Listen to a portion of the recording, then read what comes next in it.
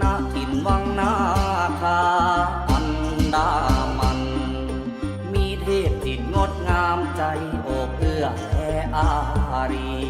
สั่งสมบารมีบำเพ็ญเพียรนานมาเปี่ยมเมตตาผู้สง่าปัตตภี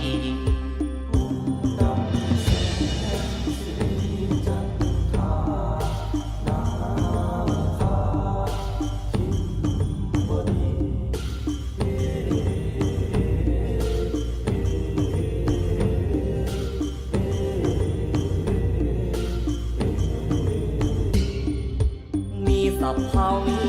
ชาแห่งมนตราป้องคุมภัยอาณาคาธรรมนำความดีองค์ดำแสนผู้แสนฤทธี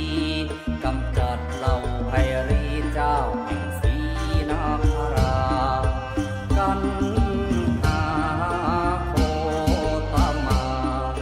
ชื่อแห่งวงนาคาอัจฉริยะ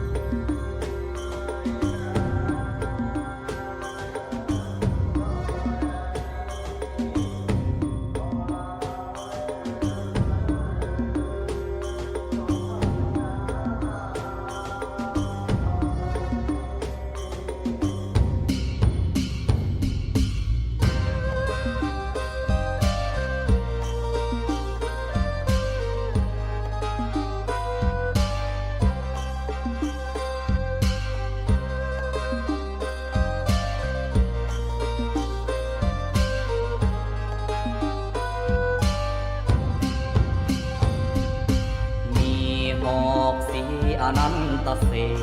ษระงับทุกเหตุแห่งภัยอาธรรมน้อมนำพลังจิตตานับเป็นบุญญาทรงพลาตุ้มแผ่และศรัทธาศาส